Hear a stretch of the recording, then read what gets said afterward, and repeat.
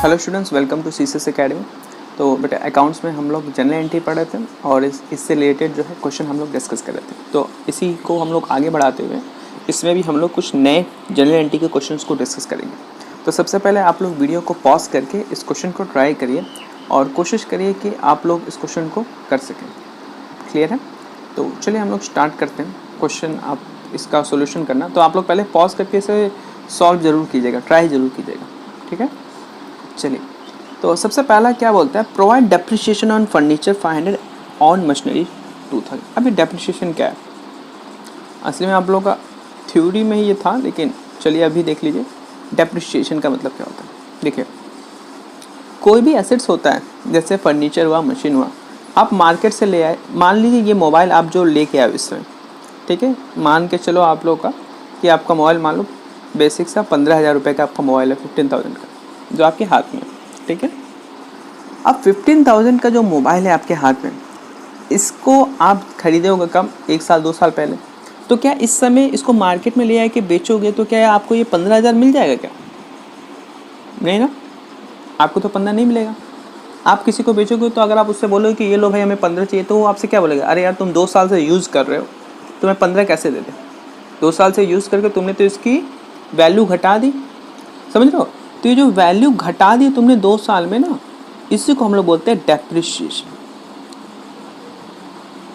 मतलब किसी भी एसेट का, मोबाइल भी आपका एसेट है, तो किसी भी एसेट की वैल्यू में डिक्रीमेंट होना due to wear and tear, मतलब यूज़ करने की वजह से किसी की वैल्यू में, किसी एसेट्स की वैल्यू में जो डिक्रीमेंट होता है, डिक्रीज होता है जिसकी वैल्यू एसेट्स की, उसे हम लोग बोलते हैं डेप्रिसिएशन। अब डेप्रिसिएशन मशीन पर भी होता है, फर्नीचर पर भी होता है। डेप्रिसिएशन हर एक चीज़ पे होता है। कॉन्सेप्ट क्लियर है? तो कोई भी एसेट हो, मतलब हर एक चीज़ यहाँ पर सिर्फ एसेट ही होता है, एसेट ही पर डेप्रिसिएशन होता है। ठीक है, अब एसेट के प्रकार जो हमने आपको इस समय तो फिक्स्ड और करंट बताया, और भी टाइप्स होते हैं, उसे हम लोग आगे फिर डिस्कस करेंगे। लेकिन अभी के लिए जान लीजिए, जिस भी प्रकार के एसेट्स हो उस पर डेप्रिसिएशन होता है। उसकी वैल्यू हमेशा जो होती है वो क्या होती है, घटते जाती है। ठीक है, और क्यों घटती है? बार बार यूज़ करने की वजह से। आप बाइक देख लो, मशीन देख लो, फर्नीचर देख लो, वो उसकी वैल्यू वही नहीं रहती है। जिस दिन दुकान से आप खरीद के घर लाओगे उसकी वैल्यू उसी दिन से घटनी शुरू हो जाती है, उसकी एफिशिएंसी घटने लगती है। और वही जो उसकी वैल्यू यूज़ करने की वजह से घट जाती है, उसकी एफिशिएंसी जो घट जाती है, उसी को हम लोग बोलते हैं क्या, डेप्रिसिएशन। अच्छा, तो ये बताओ तब ये डेप्रिसिएशन है क्या आपके लिए? डेप्रिसिएशन आपके लिए तो भैया ये एक्सपेंस या लॉस मान के चलो। ठीक है, क्योंकि आपने उस मशीन या उस एसेट्स की वैल्यू डिक्रीज कर दी, तो ये तरह से आपके लिए लॉस हुआ। और ये बताओ, रियल नॉमिनल पर्सनल में लॉस किस में आता है? वेरी गुड, नॉमिनल में। ठीक है, एक मिनट, अभी इसको मिटा देते हैं फिर अच्छे से समझेंगे। तो हमारे पास यहाँ पर क्या दो चीज़ है, एक है डेप्रिसिएशन यहाँ पर एक, और दूसरा क्या है हमारे पास, 2 आइडेंटिटी है। पहले हम फर्नीचर को देखते हैं, पहले हम लोग बस फर्नीचर को देखते हैं, फर्नीचर। ठीक है, डेप्रिसिएशन हमारे लिए क्या है बताओ? डेप्रिसिएशन आपके लिए क्या है? डेप्रिसिएशन आपके लिए है लॉस, और फर्नीचर आपके लिए है एसेट्स। क्लियर है? अच्छा, लॉस किस में आता है? नॉमिनल में। एसेट्स किस में आता है? एसेट्स आपका आता है रियल में। ये तो अभी तक आप लोग सबको क्लियर होगा। नॉमिनल का रूल क्या बोलता है? Debit all expenses loss, credit all income and gain. Debit all expenses loss, clear है? Debit all expenses loss, credit all income and gain, तो डेबिट ऑल। अब एसेट्स का रूल क्या बोलता है रियल का? Debit what comes in, credit what goes out. अब देखो, ये जो फर्नीचर है इसकी वैल्यू में डिक्रीमेंट हुआ, तो मतलब इस फर्नीचर की वैल्यू डिक्रीज हुई, मतलब इसकी डिक्रीज हुई वैल्यू, वही ना डेप्रिसिएशन के रूप में। फर्नीचर या एसेट की वैल्यू आपकी डेप्रिसिएशन के रूप में डिक्रीज हुई। अच्छा, ये बताओ, एसेट्स अगर बढ़ता है तो डेबिट होता है कि क्रेडिट होता है? याद करो बेटा, एसेट्स हमने बताया था, एसेट्स हमेशा बढ़ेगा तो डेबिट होगा और घटेगा तो क्रेडिट होगा। इसी का उल्टा लायबिलिटी होता है, लायबिलिटी अगर बढ़ेगा तो क्रेडिट होगा और घटेगा तो डेबिट होगा। तो एसेट्स फिर से देखो, एसेट्स क्या होता है, बढ़ता है तो डेबिट होता है, घटता है तो क्रेडिट होता है। और ये फर्नीचर क्या हो रहा है, वैल्यू घट रही है, तो ये क्या हो जाएगा, क्रेडिट। अब देखो जनरल एंट्री क्या होगा, depreciation account debit to furniture. अच्छा, इसी तरह यहाँ देखो दूसरा भी नाम दिया है, मशीन। तो मशीन पे आप कर लोगे कि नहीं? मशीन भी कर लोगे नहीं। एक अब ये ना मशीन को भी आप नीचे लिख लो भाई, मशीन में भी डिप्रिसिएशन लगेगा, मशीन भी एसेट्स है, एसेट भी एसेट रियल का रूल फॉलो करता है और मशीन की वैल्यू भी घट रही है तो मशीन भी क्रेडिट हो जाएगा। तो यहाँ पर आपकी दो एंट्री होगी, एक entry depreciation account debit to machinery और दूसरी depreciation account debit to furniture. मतलब आप ऐसे ही बोल सकते हो depreciation account debit to furniture और depreciation account debit to machinery. Accounts में क्या होता है कि जब एक ही ट्रांजेक्शन में सारी चीज़ होती है ना तो हम कंबाइन एंट्री कर देते हैं। कंबाइन एंट्री कैसे?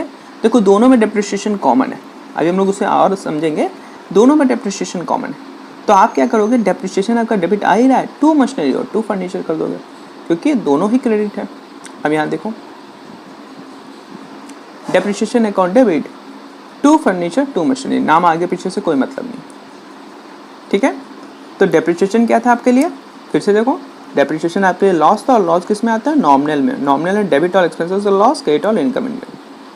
फर्नीचर किस में आता है, फर्नीचर आपका एसेट्स है। एसेट्स किसका रूल फॉलो करता है, रियल का। रियल में जो है एसेट बढ़ता है तो क्या होता है, घटता है तो क्या होता है, ये एसेट आपका बढ़ा है कि घट रहा है, डेप्रिसिएशन से उस एसेट्स की वैल्यू घट जा रही है, उसकी एफिशिएंसी घट जा रही है, तो हो जाएगा क्रेडिट। इसी तरह मशीन भी आपका एसेट्स है, एसेट रियल का रूल फॉलो करता है और एसेट घट रहा है तो क्लियर है बेटा, होप समझ आ रहा होगा। अच्छा अमाउंट तो देख लो, अमाउंट इसमें दिया ही हुआ है, 500 फर्नीचर का दिया तो फर्नीचर का आ गया 500, 2000 इसका दिया, समझ में आ गया, होप क्लियर होगा आप लोगों को। अब बात करते हैं अगला, receive cash 1000 for bad debts return of last year. अब ये देखो बैड डेब्ट क्या होता है। बैड डेब्ट का मतलब होता है, हमने आपको शायद बताया था थ्योरी में अगर याद हो, तो एक होता है डेटर। डेटर कौन होता है, डेटर वो व्यक्ति होता है जो आपको पैसा देगा लेकिन इसका समय निर्धारित नहीं है कब देगा। तो अब जब समय निर्धारित नहीं तो कुछ दिन बाद हम आशा भी, कुछ डेटर ऐसे होते हैं जिनसे हम आशा छोड़ देते हैं, अब लगता है कि नहीं अब ये तो पैसा देने से रहा, तो हम क्या होते हैं, बुरे डेटर होते हैं, पैसा नहीं देगा तो बुरा आदमी का आएगा ना, तो इसी को हम लोग बोल देते हैं बैड डेप्ट, जो व्यक्ति पैसा न दे। अच्छा ये बताओ, जब बैड डेप्ट आपके लिए क्या है, लॉस है, तो कभी भी बोलेगा कि 2000 रुपये बैड डेप्ट हो गया तो आप सिंपली बैड डेप्ट डेबिट कर दोगे, क्योंकि लॉस जो होती है किस में आती है, नॉमिनल में आती है। नॉमिनल को क्या बोलते हैं, डेबिट और एक्सपेंसेस लॉस, क्रेडिट और इनकम, ये हो गया डेबिट। इसी के कॉन्ट्ररी अगर बैड डेप्ट आपका रिकवर हो गया, इसे क्या बोला, रिसीव कैश 1000 फॉर बैड डेप्ट। आपने पिछले साल सोचा बैड डेप्ट, अपने बुक्स में दिखा दिया बैड डेप्ट हो गया, हमने लॉस दिखा दिया। इस साल क्या हुआ, वो पैसे आपको मिल गए, क्या हो गया बेटा, रिकवर हो गया, तो इसको बोलते हैं हम लोग बैड डेप्ट, शॉर्ट में रिकवर। और रिकवर क्या हुआ, कैश।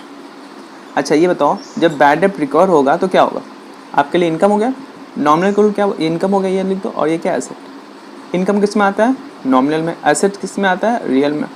अच्छा नॉमिनल का क्या होता है, debit all expenses loss, credit all income and gain, credit. Cash assets जो होता है, एसेट्स क्या बोलता है, एसेट जो रियल अकाउंट होता है वो क्या बोलता है, एसेट जब आता है तो क्या होता है, डेबिट, डेबिट व्हाट कम्स, तो जनरल टी का हो जाएगा debit, cash account debit to bad डेप्ट रिकवर। समझे कि नहीं, बहुत सिंपल है, बहुत थोड़ा सा ध्यान दो समझ जाओगे। Cash account debit to bad डेप्ट रिकवर, एक है, ठीक है। आगे बढ़े, तो ये सिंपल सा आपको एक चीज समझना है, बैड डेप्ट रिकवर क्या है, आपके लिए इनकम है। यही अगर सिंपली बैड डेप्ट दिया रहता ना तब ये डेबिट हो जाता, क्या होता है डेबिट, क्यों, तब ये आपके लिए लॉस हो जाता है। समझो बात को, ओके आगे देखते हैं। अब क्या बोल रहा है, अजय वॉज, ये रहा, Ajay was declare bankrupt, he own 2500 to us, nothing charge be record from history. अब ये क्या बोल रहा है, अब यहाँ पर देखिए जो वर्ड है वो है बैंकक्रप्ट। बैंकक्रप्ट का मतलब क्या होता है, दिवालिया। दिवालिया कौन होते हैं, वो व्यक्ति जो कि लोन रिपे नहीं कर पाते। वो बैंक पे जाके कई लोग बोलते हैं कि यार मेरे पास 1 रुपये नहीं बचे कि हम किसी का लोन पे करें, तो आप जो है बैंक से रिक्वेस्ट करते हैं कि भैया आप हमें दिवालिया घोषित कर दो। जब दिवालिया बैंक घोषित कर देती है तो ये लोग किसी को पैसा नहीं देते, ठीक है। तो आप लोग को लग रहा होगा बड़ा सही है, सबसे लोन ले लो फिर दिवालिया घोषित हो जाओ, ऐसा नहीं है। आपके पास कई सारे राइट्स जो है आपसे छीन लिए जाते हैं जब आप जो है एज ए दिवालिया घोषित करते हो। तो अभी तक अजय क्या था, हमारा डेटर, ठीक, लेकिन अब वो क्या होगा, बुरा डेटर, बैड डेट। और ये है कौन, अजय। बैड डेब्ट क्या है, लॉस। अजय कौन है, पर्सन। लॉस किस में आता है, नॉमिनल में। पर्सन किस में आता है, पर्सनल में। नॉमिनल रूल क्या होता है, debit all expenses loss, credit all income and gain. तो ये लॉस हो रहा है तो डेबिट हो जाएगा। पर्सन का रूल क्या बोलता है, debit the share, credit the giver. तो अब ये जो है आपको देना था अजय को, लेकिन दिया तो है नहीं, तो इस हिसाब से आप इसको अजय को बस क्रेडिट कर दो गिवर के रूप में यहाँ पर। एंट्री क्या हो जाएगा, बैड डेब्ट account debit to Ajay. Bad डेब्ट account debit to Ajay Singh. ₹2000 अगला है, ₹20,000 for wages and 4,000 for salary और आउटस्टैंडिंग। आउटस्टैंडिंग का मतलब क्या होता है, देखो ऐसे समझो कि कोई आपके पास काम किया महीने भर और आप उससे बोलो भैया पेमेंट, वो आता है महीने भर लास्ट में महीने के, वो बोलता है सर हमें पेमेंट कर दो। आप बोलते हो भैया पैसे तो नहीं है, आप अगले महीने आ जाना। तो ये जो आपके ऊपर एक लायबिलिटी क्रिएट होती है, इसी को हम लोग बोलते हैं आउटस्टैंडिंग। मतलब वो एक्सपेंस जो कि आपने जिसका बेनिफिट, मतलब वो चीज़ जिसका बेनिफिट ले लिया लेकिन उसको पेमेंट नहीं किया, तो हम लोग उसको क्या बोलते हैं, आउटस्टैंडिंग। अब यहाँ पे क्या है कि वेजेस जो है देना था और सैलरी देना था, लेकिन आपने दिया नहीं। अच्छा, आउटस्टैंडिंग में क्या होता है ना, आप ऐसे लिखते हो, Ram's salary outstanding, Mohan's wages outstanding. अब कंपनी में क्या होता है, कई सारे वर्कर होते हैं, तो वो क्या करते हैं, सिंपली एक बंदे का आउटस्टैंडिंग अकाउंट बना लेते हैं और सारे बंदों का नाम उसमें लिख देते हैं। क्लियर है। अच्छा, आउटस्टैंडिंग तो आपके ऊपर एक लायबिलिटी क्रिएट होगी, तो ये कौन सा होती है, लायबिलिटी का रूल फॉलो करेगा। ठीक है। और सैलरी और वेजेस ये सब आपके लिए एक्सपेंस है। बात को समझना, देखो दो चीज़ें यहाँ पर ऐसे सब। सबसे पहले हम लोग आउटस्टैंडिंग देखते हैं। आउटस्टैंडिंग को इस तरह लिखते हैं, ओ से आउट और एस से स्टैंडिंग और बीच में स्लैश। ठीक है। सॉरी, सबसे पहले हम लोग वेजेस को देखते हैं। ठीक है, पहले हम लोग मानते हैं वेजेस आउटस्टैंडिंग। अब देखो यहाँ पर आउटस्टैंडिंग क्या होता है, आउटस्टैंडिंग आपके लिए लायबिलिटी है। क्यों लायबिलिटी है बेटा, इसलिए लायबिलिटी है क्योंकि ये पैसा आपको देना है। ठीक है, ये पैसा आपको देना है लेकिन आपने अभी तक दिया नहीं है। आपने बेनिफिट ले लिया लेकिन अभी तक उसका पेमेंट नहीं किया। समझ आ रहा है। अच्छा, वेजेस क्या होता है, वेजेस आपके लिए एक्सपेंडिचर है। अच्छा, लायबिलिटी कौन, जो एक्सपेंडिचर है वो किसका रूल फॉलो करता है, एक्सपेंडिचर जो होती है ये आपका किसका रूल फॉलो करते हैं, बताइए। वेरी गुड, नॉमिनल का। एक्सपेंडिचर किसका रूल फॉलो करता है, नॉमिनल का। और लायबिलिटी किसका रूल फॉलो करता है, आप मान के चलिए किसका, वेरी गुड, ये फॉलो करता है पर्सन का। ठीक। अच्छा, अभी बताओ वेजेस नॉमिनल का रूल फॉलो करता है। नॉमिनल का रूल क्या होता है, debit all expenses loss and credit all income and gain. ये क्या हो जाएगा, वेजेस डेबिट ऑल एक्सपेंसेस। और लायबिलिटी, जब आपके ऊपर जब लायबिलिटी इंक्रीज होती है तो बेटा क्या बोलते हो, डेबिट होता है कि क्रेडिट होता है, ऑपोजिट होता है सेट्स का। Very good. लायबिलिटी जब आपके ऊपर क्रिएट होगी, जब आपकी लायबिलिटी बढ़ती है तो वो क्या होती है, क्रेडिट होती है, और जब आपकी एसेट बढ़ती है तो होती है डेबिट। ठीक है।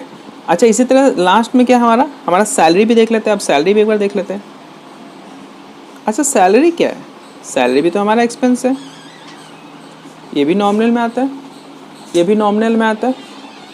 और नॉमिनल में जो आता है, जो नॉमिनल में आता है वो कहाँ जाता है, नॉमिनल में डेबिट ऑल एक्सपेंसेस।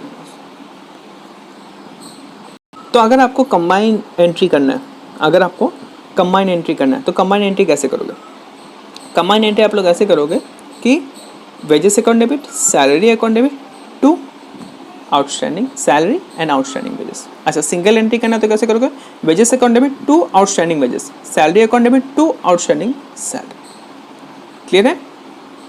चलो देखते हैं। देखो, वेजेस अकाउंट डेबिट, सैलरी, अरे wages account debit, salary account debit, to outstanding wages, to outstanding salary, ये सारा अमाउंट, और लास्ट में यहाँ पर नरेशन। क्लियर है। ओके, तो इससे रिलेटेड PDF आपको दिया जाएगा, उससे सॉल्व जरूर कीजिएगा।